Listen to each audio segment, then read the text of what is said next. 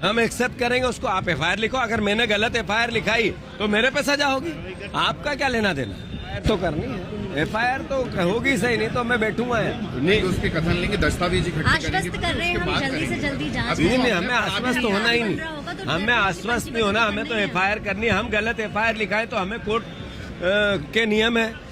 निर्वाचन में जो एसआईआर हो रहे हैं उसके संदर्भ में कांग्रेस प्रदेश अध्यक्ष जीतू पटवारी ने बताया है कि मैं मध्य प्रदेश कांग्रेस परिवार के सभी नेताओं और साथियों से आग्रह करता हूं कि आपके क्षेत्र में जहां भी गड़बड़ी एसआईआर के तहत बीएलओ अधिकारियों बीजेपी बीएलओ गड़बड़ी कर रहा हो उसके खिलाफ थाने में जाकर एफआईआर दर्ज करवाएं। कांग्रेस प्रदेश अध्यक्ष जीतू पटवारी ने बताया कि संविधान ने मतदान का अधिकार दिया है, इस पर हम आंच नहीं आने देंगे। मैं सभी परिवार के साथियों को आज आग्रह करना चाहता हूं, मैं यहां से सीधा जाऊंगा राजेंद्र नगर थाने में। राजेंद्र नगर थाने में जो 7 नंबर फार्म है, वो 7 नंबर फार्म इसलिए बीजेपी ने उनके कार्यकर्ताओं को दिया कि कांग्रेसियों के नाम कटवा, उन पे आपत्ति। रूल क्या कहता है, नियम क्या कहता है?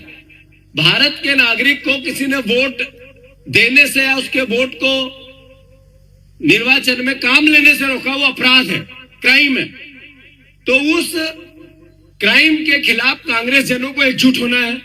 पूरे मध्य प्रदेश में, महू में भी जिन साथियों के नाम सोच समझकर ये कहकर कि ये वोट कांग्रेस के इसलिए कटवाना है, ये नहीं अपराध कर रहे हैं वो लोग, और जिसने भी अपराध किया या सरकारी बीएलओ ने ये अपराध करवाया, वो दोनों इसके दोषी है।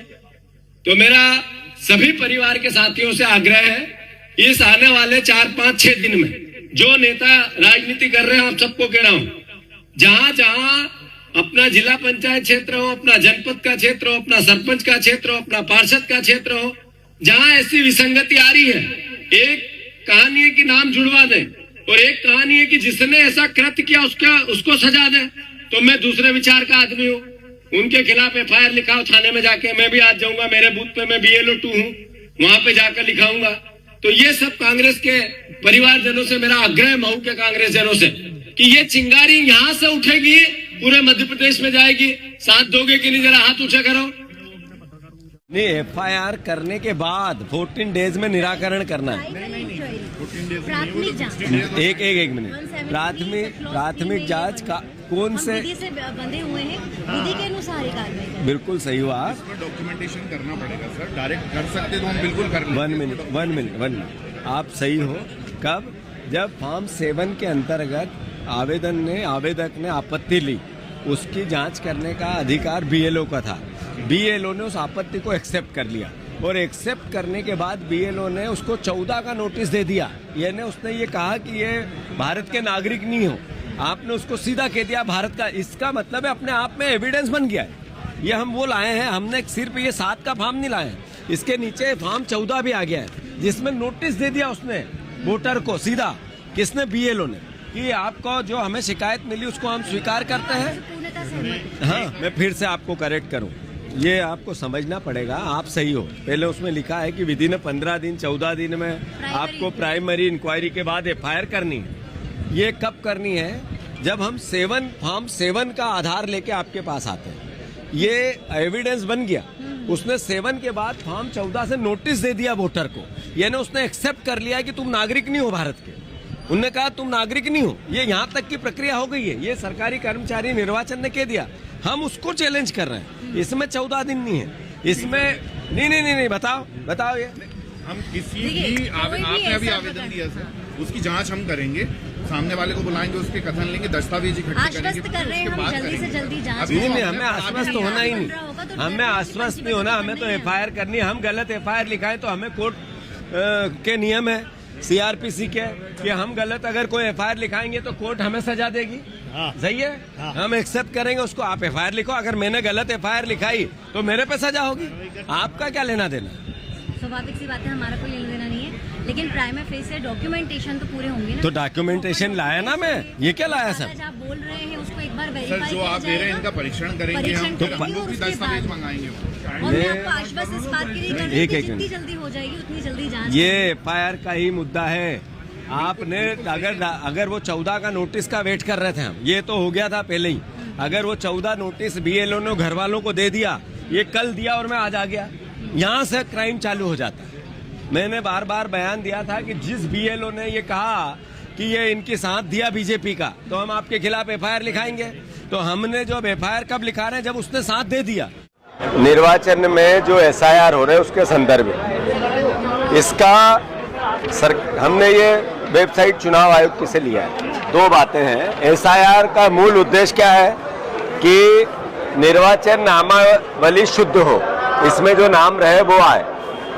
फॉर्म 7 में उल्लेखित है, जो भैया ने बताया कि फॉर्म 7 का उपयोग करना है। फॉर्म 7 से उपयोग क्या हो रहा है कि जो व्यक्ति यहाँ नहीं रहता है और उसका फिर भी निर्वाचन नामावली में नाम है, यानी कोई भी नागरिक उस विधानसभा का उस पर आपत्ति ले सकता है।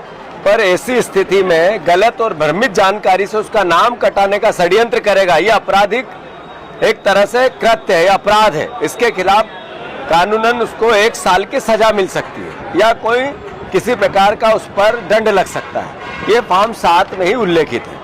कांग्रेस पार्टी की ओर से मैं जिस बूथ पर BLO 2 हूँ, उसी बूथ का ये मैं रिकॉर्ड लेके आया हूँ। इसमें दो लोगों ने अपराध मिलके किया।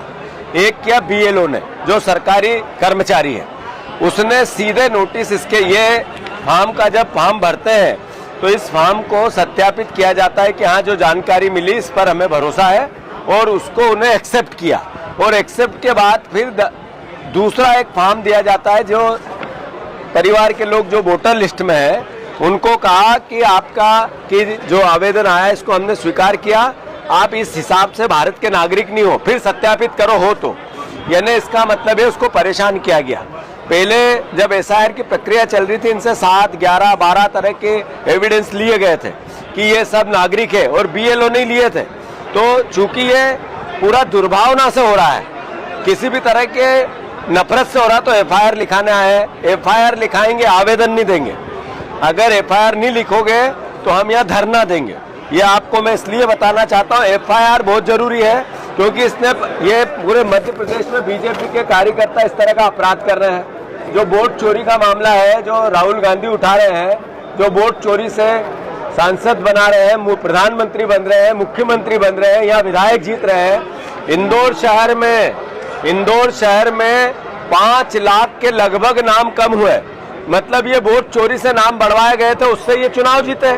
अब ये सत्यापित हुआ